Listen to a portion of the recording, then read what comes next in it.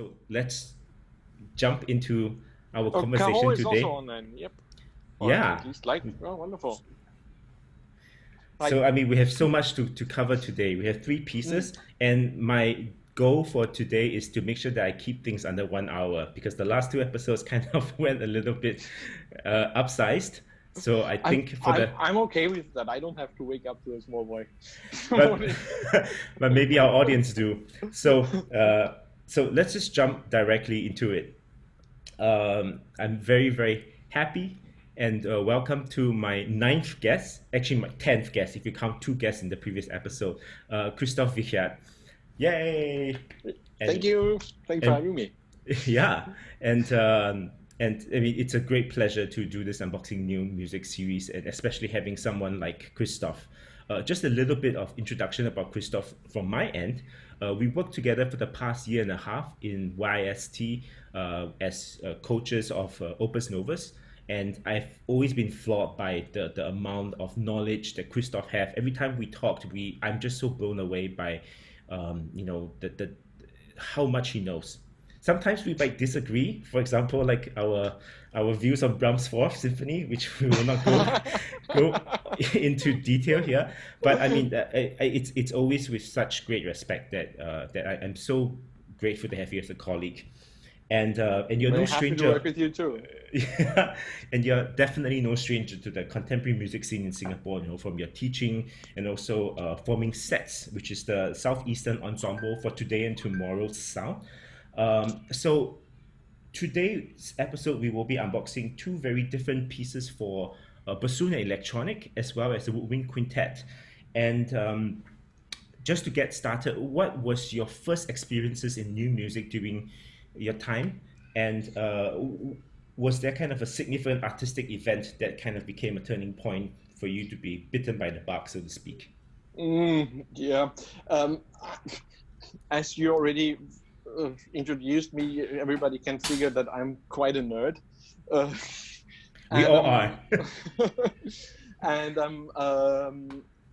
I was also in a very, very lucky situation, growing up in an area where there was a lot of new music happening, and I do though. So my parents brought us as kids to concerts, to exhibitions, and galleries, and so on. And in Vienna, right? No, I grew up in the area of Linz. That is, for those who are in geography, is right in the mid between Vienna and Salzburg. And it's a town that has been destroyed in World War II quite heavily and rebuilt, and is quite an economic center. And people there pride themselves, therefore, between these 2 historic places, to be a little bit more contemporary and a little bit more modern. And I grew up in the area of it, so on the countryside next to it. But school was Linz. And they have a festival there that you might have heard of, that's Ars Electronica. Mm-hmm. It's one of the world's largest and most important festivals for all electronic arts. So not only music, but also video art and so on. And they had an event going on. It was by composer Tulln, called Waterworks, and I remember not the exact details, for 24 ship horns, tape, electronics, some live musicians, and rhythmical fireworks.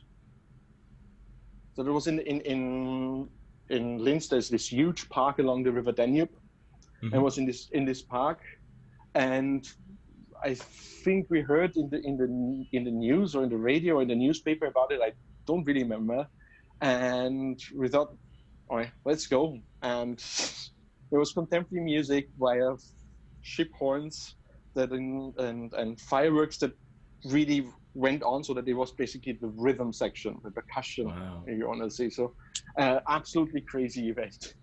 And I was there, and I didn't know what's going on, but it was cool.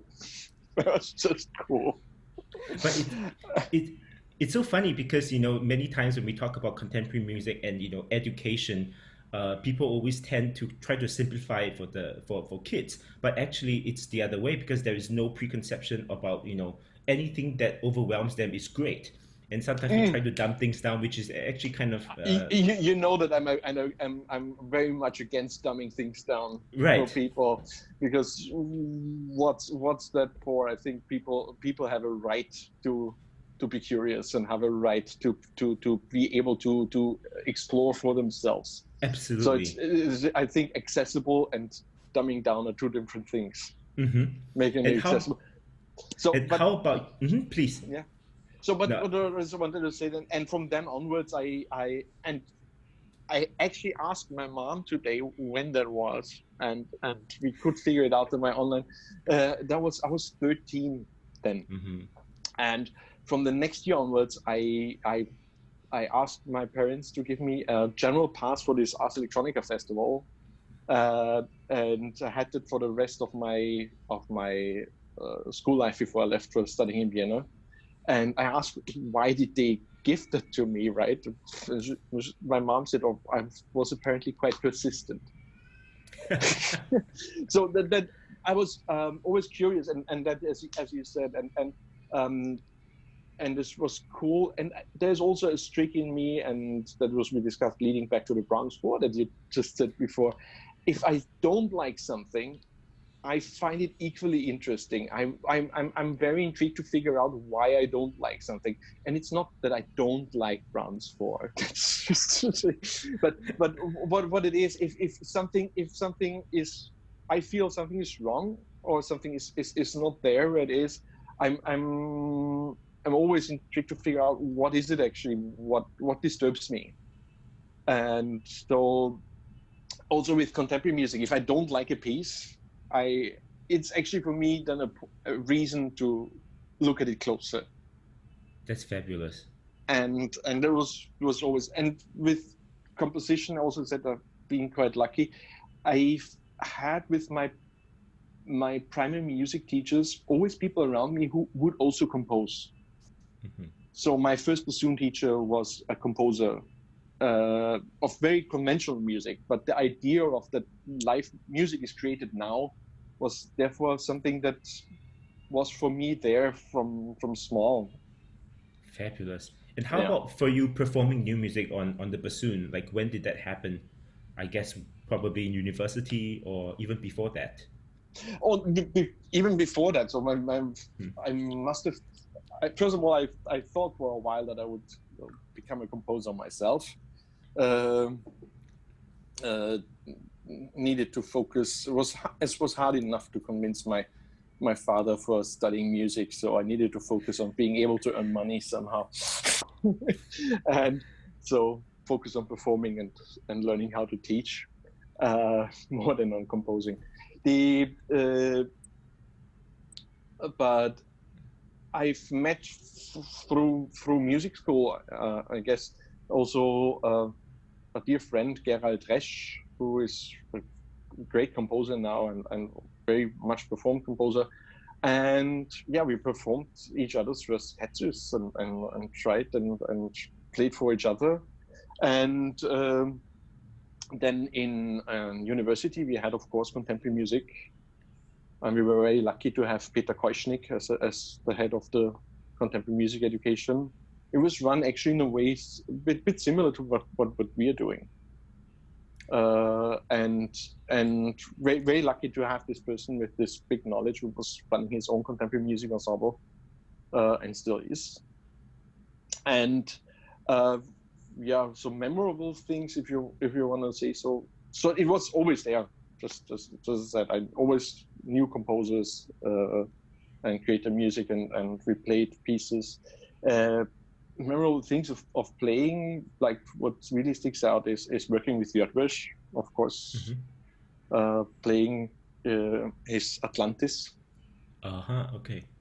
That was the first time me helping out as a young, still student at that time at the Radio Symphony, and playing with this guy. This really fantastic piece was a big thing. Playing Paramvir's chamber operas was fantastic. And there's so many things that are there, because for me, playing contemporary music was always something I wanted to do. I had a wind quintet, and we played pieces that we commissioned or were written for us by Alexander Wagenkristel, Karl-Heinz Essel, and other people. So, is this a matter of school culture? Are most students equally as adventurous as you are, or there are still people who are a little bit more conservative?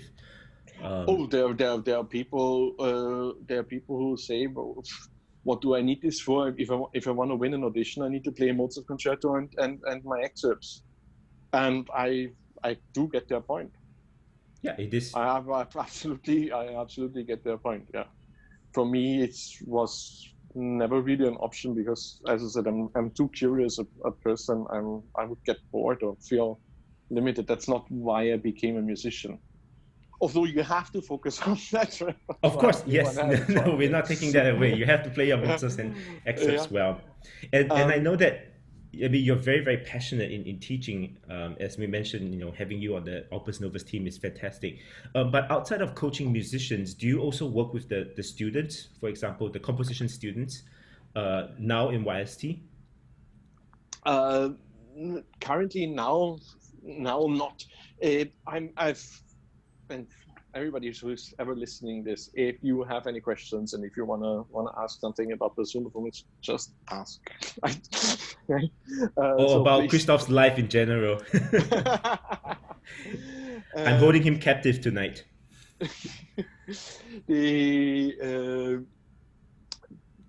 I did some projects. I was invited actually to work with the students on the official program by Peter and the department to introduce playing techniques on the bassoon, giving a short talk about what is amazing pieces of the last 30, 40 years that were written for our pieces, for our instrument, and then giving this as a starting point to write pieces from the end. It was a series of 5 pieces that came out of it, and it was very interesting. Very interesting also the different approaches of the different composers, right. and to see, of course, some composers are currently in a phase where they are very much working on finding their own language and so on. So it's very hard to you don't and you should not influence them, right? With too much, at least not as me. I'm not the composition teacher. Right, but you give them kind of possibilities of the bassoon. And just for the audience listening in, I mean, this is a very interesting program that is headed by Peter Edwards, where he would invite a performer each semester to work with the students, the professional performer. So it was like people like Christoph, and also I believe Max Reefer was also doing a session on percussion, and the students get to work with these fantastic musicians for an extended period of time. Was it like 2 weeks? The talk and then until the pieces are done, staying in contact, and we do all the sessions of tryout of sketches and so on. So it runs back and forth more 3 months, 4 months. Yeah, so that's really wonderful. Get to know the instrument, get to know you over a semester. So of course not on a weekly basis, because need to work, need to focus and work on the pieces. But yes. I mean, it's important, I find, for composers to reach out to fellow students and this connection. But if you're a young composer, you also deserve to be less limited and basically have the possibility of forcing someone to play whatever you write. No, that's a good thing, Yeah. That's somebody that you do not need to be yourself so limited by thinking what is possible, or will this person still talk to me after I wrote this piece, right? And yes, so some come with completely clear ideas of what they want and what kind of sounds they want, and then you can go and look together. Great. So the piece that we'll be playing first is a piece by Ilysia Tan, and it's called Addiction to Progression. And this is for bassoon and electronics. So maybe before we play the piece for our audience, would you just tell us a little bit about it, and then also what stood out in this piece to you that you decided to pick this piece up, talk about it tonight? Well, Ilysia came with a clear idea of what she wants. It's actually less with electronics as with a pre-recorded bassoon. So partner, duet partner. Yeah, it's a duet with myself, in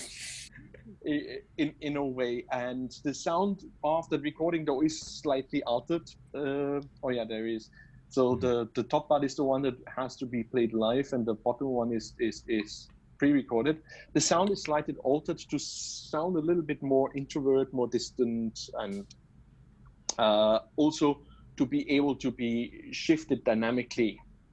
So it starts way softer than the top part, and will take at the point of time over and then leaves. And I find it a very interesting concept of how this, like a inner dialogue, like a Schumann-esque dialogue, right? with yourself, these voices influence each other, get in a sort of argument, and exciting each other more and more, and one, the live person, is then at the end left quite puzzled and in a very fragile state, I would say. Okay, so let's jump directly into Addiction to Progression by Ilysia Tan.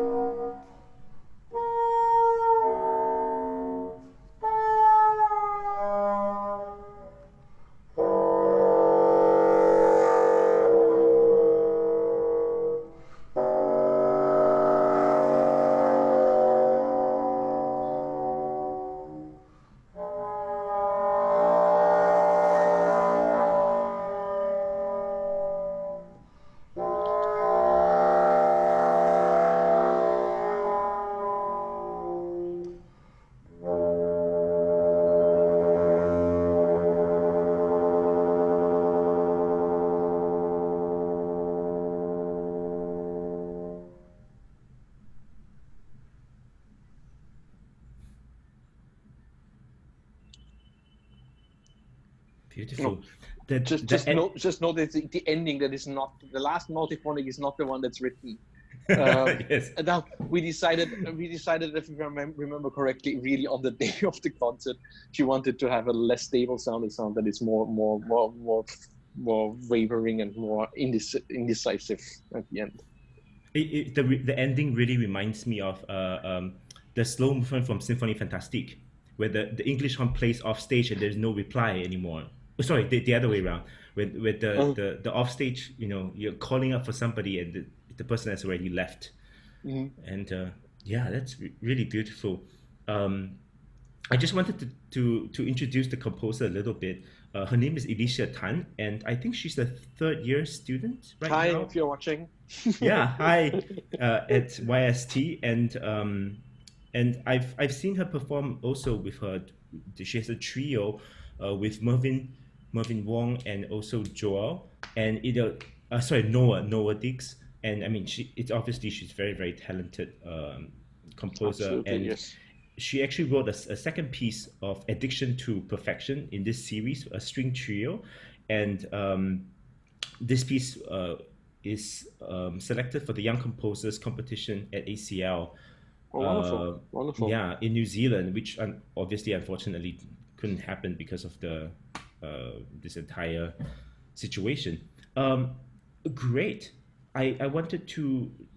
I mean, it's a really demanding piece because there's no rhythm in the backing track, right? So you're really on your own. Or is there a click track? Yes. So because it's recorded to start on, it is recorded with a click track. So it's 3 layers. That's why you need the electronics nuances. You have the actual recording and a click track. So I heard via a headphone the click track. However, the ending that is in the notation may be confusing. The click track stops and the two voices should not coordinate anymore at the end. I see. Yeah. So it really thrills out. So. Yeah. So I'm just looking at the comments. There are a couple of people commenting. Leslie and Kah Hoe and Chung Chin and Elisha. Hello, everybody. Thank you for tuning in. Yong Han as well. Leon, and Ding Chao. And Ding Chao. Oh. Kenneth, hi. All of them. Oh, Kenneth, hey. That's really wonderful. Is there any more interesting stories when you were working with Elisha on this piece, or things kind of? Well, we went quite back and forth about the multiphonics, especially. It's always the big topic. Makes Friday Spring easy after doing this. I have differently difficult. The sound effect of a multiphonic is especially in the bassoon, something that is in contemporary music asked a lot.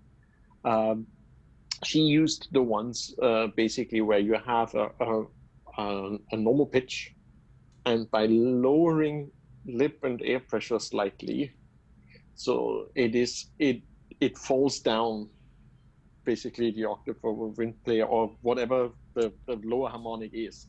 Yet you still provide too much energy for the low note, so it supercharges there and jumps up again. And then it starts to fluctuate you, so you're basically really in the center of it, and creates this slide of chaotic sound sphere. Some of them are very stable and very clear. Some of them are very fragile sounds and don't speak differently every day you play them. And you can sometimes help it with artificial fingerings, but she decided to use the ones. That's why it's only written with one note and then M exactly. on top, I was asking about where you drop it down, and then she was to get this really excited and this kind of locked up feeling. She uses an effect that we will hear later in the next piece as well, which is actually called Berio Tremolo, because it's the first time described and used by Berio in his sequenza for bassoon. Yeah, and it is basically doing a very quick tremolo over 2 registers, just jumping over 2 registers. What basically happens there is the bassoon is very long and very narrow pipe, as you know, and so it reacts actually quite quickly in the ranges, But there is in the legato and the back and forth, there is some inertia. So basically, the sound breaks up and gets this kind of little bit of sound sphere of like a shredding guitar, I guess. And do you kind of focus when you're playing? Do you focus in between the two notes or back and forth? You have actually the choice to focus on the lower one, to focus on the upper one, or to focus in between. For that one, we decided on really focusing in between. Very You get cool. a lot of peeping there. Great. So I guess this is a great place to move on to our next piece, which is Peter Edwards' the Ssoonro.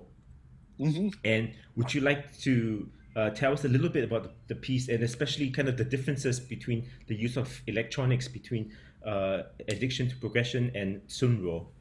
Oh, sure. First, so the whole piece started by us standing together and planning a concert again that was for sets, and saying, well, we need one more piece, right? And I said just to Peter, do you want to write I'll a do piece it. for me? Do you want to write a piece for me? And he said, sure, write a piece for you. So everybody out there, you always can just try asking. You never know what happens. And I'm really, really happy that he did.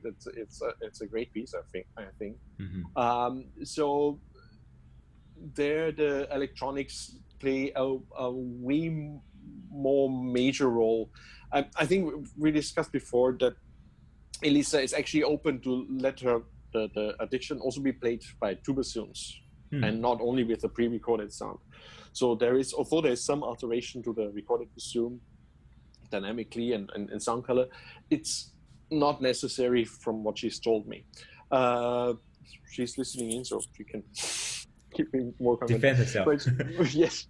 Whereas Peter's piece, the electronics and the spectral analysis aspect of that take basically center stage in a way, or a very important role. So what we did is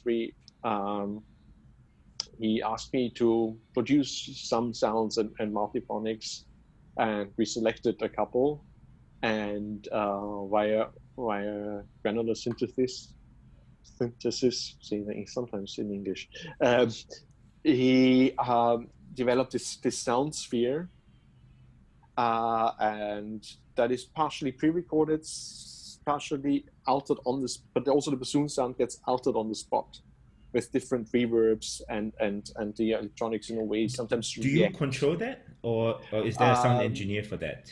There is a possibility to do that, but traditionally, with anything that runs with max patches is always very risky thing.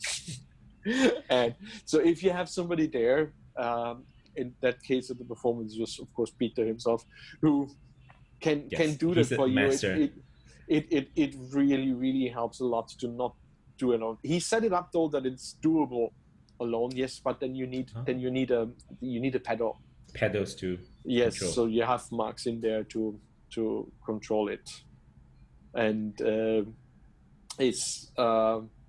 it's a very different sound. So it focuses very much on this multiphonic sounds and their hidden pitches inside, and the bassoon jumps between, generating those chords that some of them are very strong and very harsh. Some of them are some are aggressive. Some of them are very fragile and vulnerable. So there's also a vulnerable quality to it, and he then focuses on certain frequencies that are in those sounds generated, and he embeds that in this beginning sphere of generated sounds that are all generated off these pre-recorded bassoon sounds. Fantastic. I'm gonna pull out the score right now, Mm-hmm. and just one additional piece of information about the name of the piece. It really derives it's from the words bassoon and electronics. So bassoon and electronics. So Ssoonro. Exactly. So let's take a listen to Ssoonro by Peter Edwards.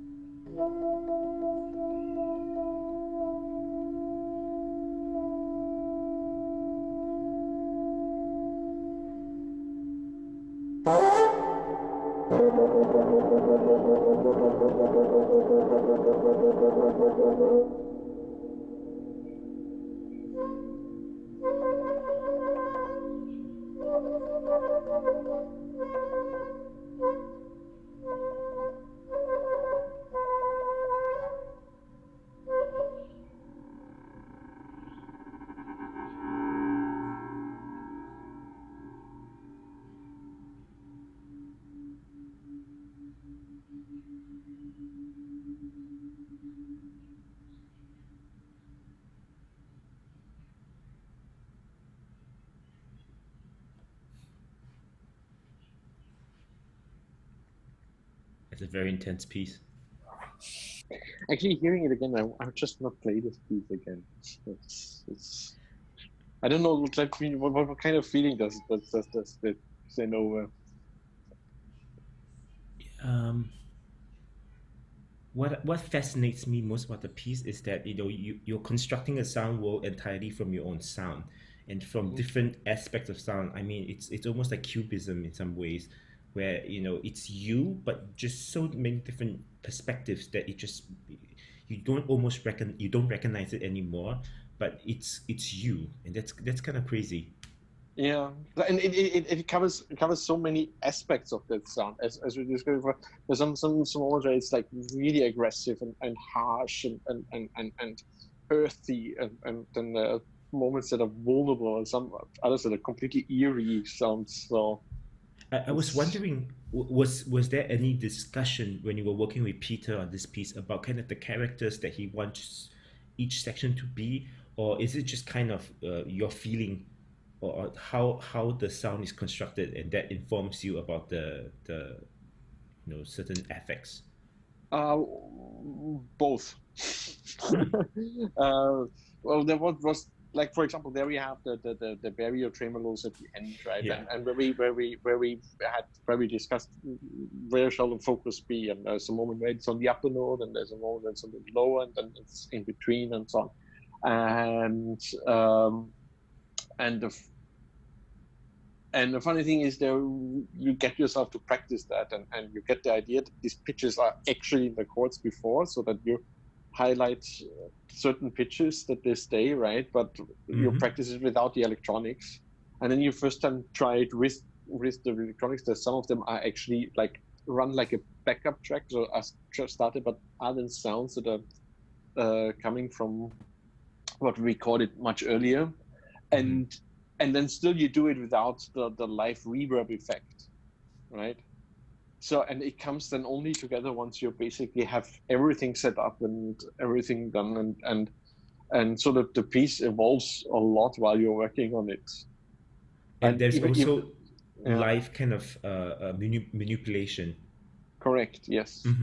So there's this extreme reverb. So basically, that's if you're in a room, the room size changes during this piece when you listen, because there's the reverb length changes, and there's this extreme reverb, and the room you're in suddenly gets extremely big. Nice. If the sound is live. We had actually also some really technical things, and like, for example, there is as you have this page, there are the two things where I had asked Peter to change. Yes, simply because it was originally here highlighted a different sound, a different pitch, and it was just not possible to create three different close enough sounds on that pitch. On the high B? It was originally a B flat, actually. and doing that, so we changed it to a B. Also the end started. I think he wanted to be the nice. It started on a B flat, going up only in the very last bit, the small notes, and yes, and I was breaking my fingers, and I said I can get it out, but I don't get this effect of just chattering anymore, because I'm so tense working on it, right? And so there was this question. I can make it happen, but you'll see me sweating and working hard, right? And it was against the effect we want. So he said, well, then let's find it and adjust everything so that I can have this effect there of just hushed murmuring going out. Can I ask you about the section with the high Bs? So, I mean, he says 1, 2, 3. Is it kind of a fingering thing, or is it kind of manipulation? Yeah, so he wanted basically in the way of a B spoliando effect. So basically different sound colors with slightly different pitch around B. Three distinctly different sounds around B. So one in that case is the real B, and two and three are sounds that are one more covered, one a bit more open, and therefore a bit flatter, a bit sharper. I see. I mean, to me, this is very parlando, and there's such a. I really like this kind of the same pitch, but it's all kind of different sounds, like you're opening and closing your mouth in different places. Exactly, that's the idea behind there. This hearing it, I really want to play this piece again. And with that, I think we should move on to the last piece for this evening, which is a woodwind quintet called Equatorial Rainforest by Yii Kah Hoe. And before we go into that piece, would you like to just talk a little bit about this ensemble that you founded, sets, and kind of the goals and some of the highlights of this ensemble while I get ready the piece? Okay, sure.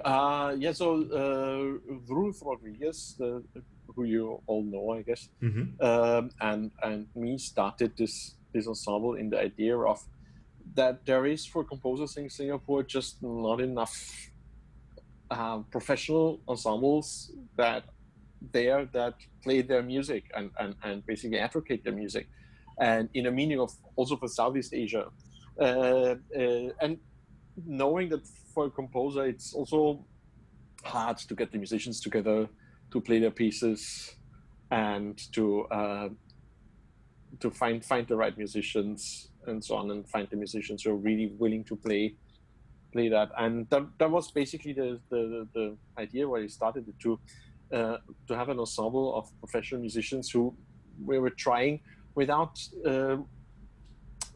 looking into one style, or it has to be one style, but really trying to mapping out what the state of composition in this area is, and it's very exciting. And I hope, I mean, in this series eventually to expand out of Singapore and speak to some of the colleagues around the region. And I'm very happy that we got two colleagues from Malaysia today, and hopefully we can expand more and more. Before we play the piece, I'll just like to read a little bit of Kah Hoe's program notes. And he talks about how the equator is the line of 0 degrees, and in some ways the kind of the climate that we're all very acclimatized to, especially in Singapore. And this is one of my favorite parts of the program notes. He says you can enjoy the gift from tropical rainforests such as coffee, chocolate, banana, mango, papaya, avocado, sugarcane, etc. And also the leaves and grasses that dance in the wind. At the same time, don't forget the music from Equatorial Rainforest. And in the music, you really hear all this little. It's very, very charming. And let's not talk and listen. Yeah, I just want to say, Kah Hoe is in many of his pieces is a very social, a composer who also has social policies and consciousness and environment consciousness very close to his heart. And all his pieces, or many of his pieces, deal with also problems that there are of land loss and deforestation and so on. And this piece is in a way a celebration of the rainforest and of this fantastic nature that we have around us. Fabulous. In this area. Let's jump straight into Kah Hoe's Equatorial Rainforest. Mm-hmm.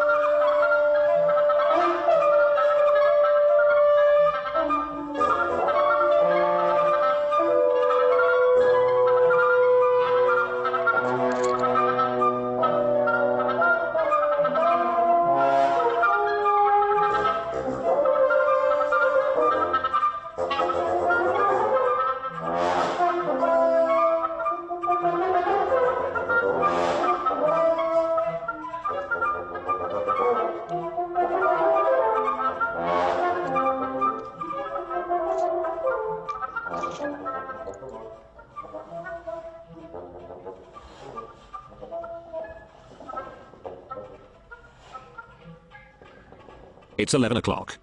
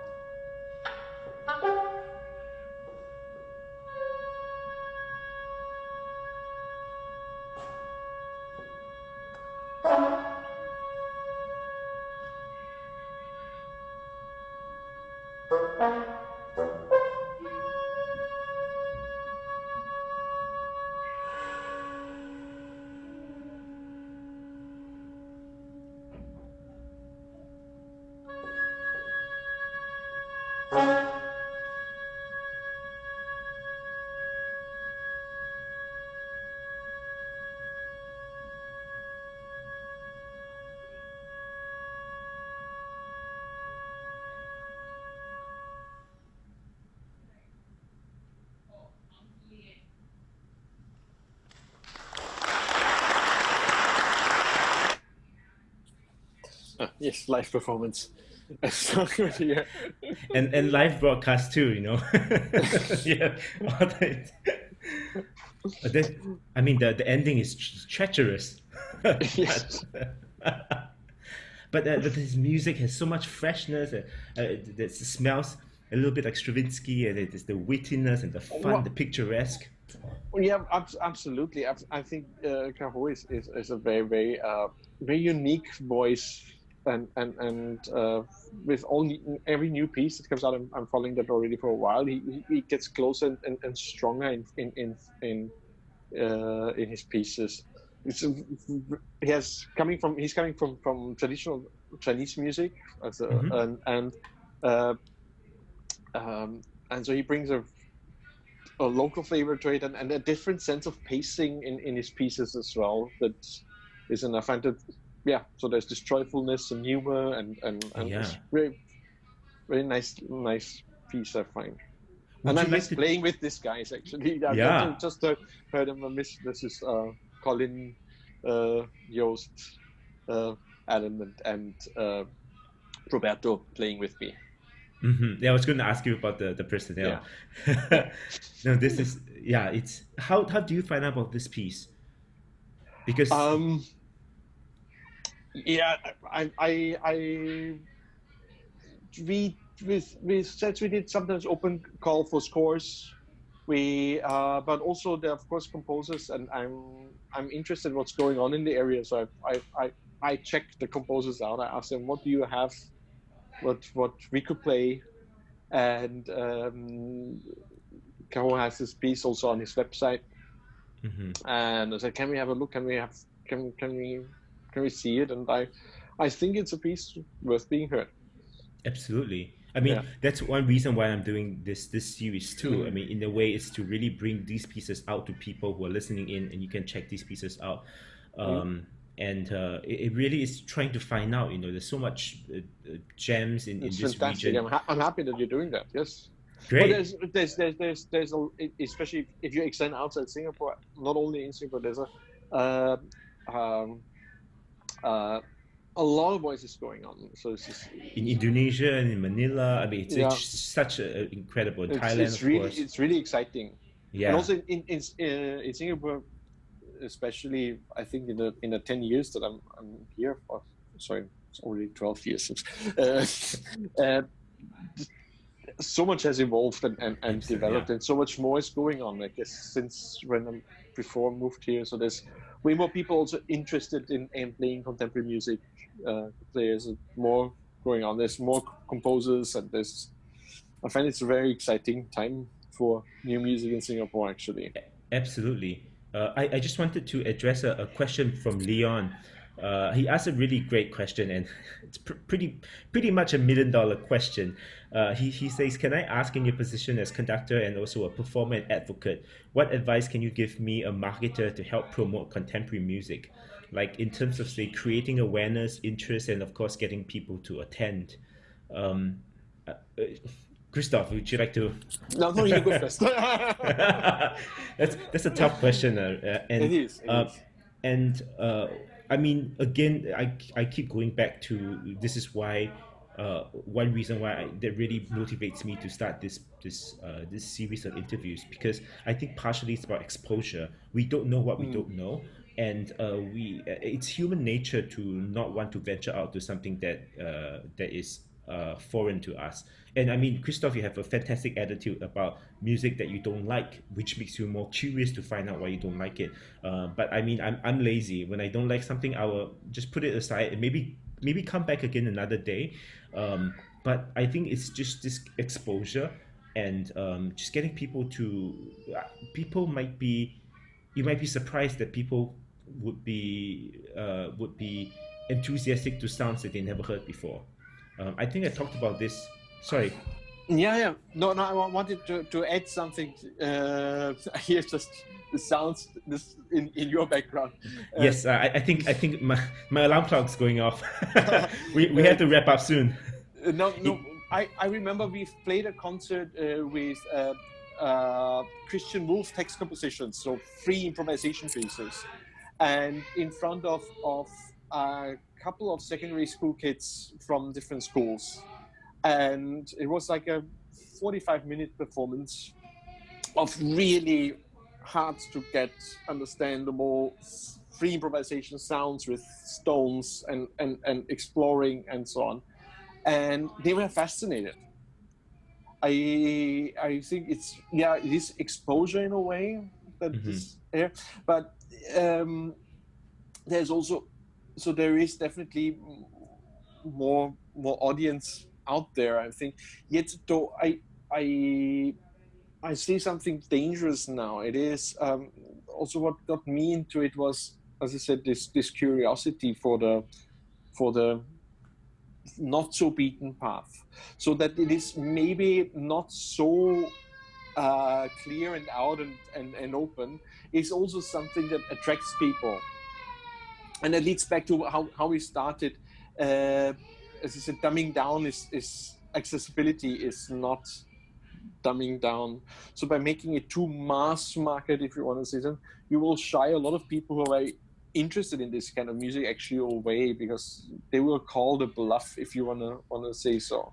Yeah, I mean, so making it accessible, being there and interest a few people, even if the risk that if we do this, I think the best combination is when we do have this concerts, like this famous sandwich concerts, where there is like some contemporary piece in between, right? Then it might interest a few people to dig further.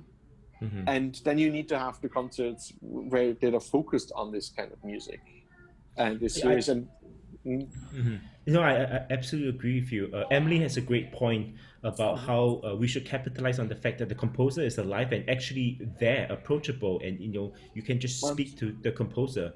I mean, just be able to speak to a creative mind. This is pretty mind blowing. Have them at the concerts, give pre-concert talks. I mean, this is fantastic. It's no different Yeah. from marketing a living conductor and performer. Oh, my son is here Absolutely. again. Buddy, Absolutely. say hello. Hi. Hello. Hello. How are you? It's like I want my milk, please. Stop. It's also the thing is like it's important. We hear traditional music. Beethoven is ruling the year, right?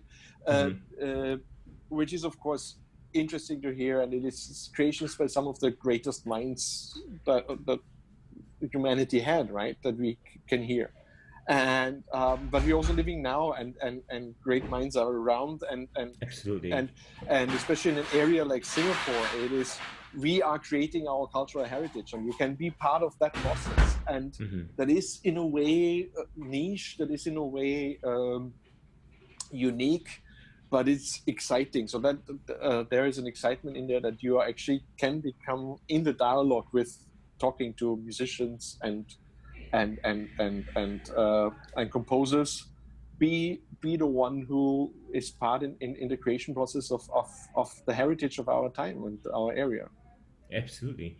I mean, of course, there are financial ramifications, and this is definitely, one has to be realistic. But I think that there's a couple of possible options, or possible, for example, like the Bayerische Rundfunk, they had a Beethoven cycle. I mean, this is when they were with Maurice Janssens, and they paired each symphony with a commissioned work that reflects the piece, that reflects the symphony. So I guess it was Jörg Wittmann's Combrio was paired with the Seventh Symphony, and so then it also gains kind of longevity, because then there is kind of life for that. I mean, I don't know who I'm talking to, whether it's promoter or whether it's for the composer, but I think that there is some possibility with that.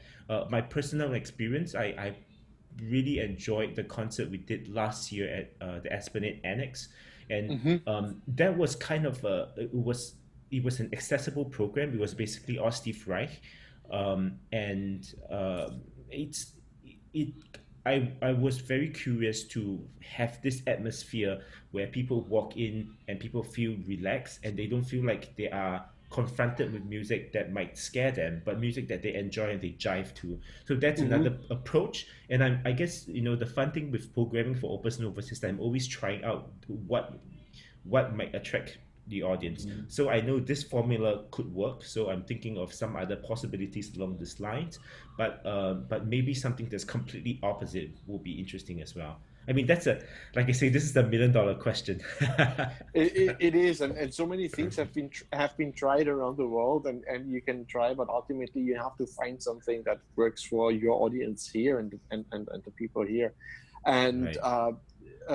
yeah. So you and also my need to hopes is to cultivate the audience from something like this. Sorry.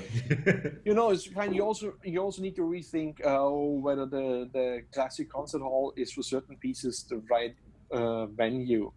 Absolutely. Because some of them are actually not even meant for this space, right? Other pieces are absolutely meant for that space, and you can't present a Mahler symphony better than in a good acoustic concert hall. You can't get the atmosphere anywhere else, right? Maybe one or two in the church as they do, but other pieces are actually way more accessible and way more in a different kind of atmosphere, more relaxed. So you need to carefully curate, also having the space in mind, and the space also attracts different people then. Absolutely. Yeah, the space. But I think the niche of it is actually the special of it is also actually an attracting factor, that it's not so what is normally going on. Right. I guess for all of us, starting this was like, hoops is an exciting world that is a little bit off the beaten path. So let's explore that and figure out more. For me, my interest with new music in the region is because there's so many unique voices that are not necessarily heard, and I think it's a big shame, and which is why this really interests me in pursuing this. Absolutely, yes. So I'm going to I'm going to conclude our session. We are a little bit over time, but not as over time as the last two episodes. But I hope I mean this was a really lively discussion and a necessary discussion because all around the world we are facing, especially after this situation, that the concert halls are reduced, and so also the people on stage have to be reduced, and then that opens up new possibilities for repertoire. Hmm. One can do really interesting stuff, or we can just keep going back to certain classics for a smaller ensemble, like Mozart, or I hope we can do both, and I hope we can go back to big orchestra, including choir on stage as well in front of a full hall, yeah, because that is a fantastic atmosphere as well, it is it's right? very And different. it's also pieces, also contemporary pieces like. I had the chance to hear Spiegel once live, or if you get Galila Symphony played, although it's an old piece, right? If you hear that live, that is just such a different thing. You can never recreate that in any Absolutely. recording or video setting. Yeah. Great. I hope we can go So back to that. fingers crossed.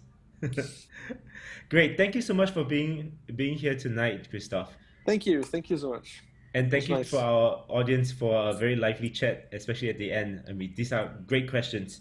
And I hope to see everybody on Saturday at 10 p.m. And I will have two guests again.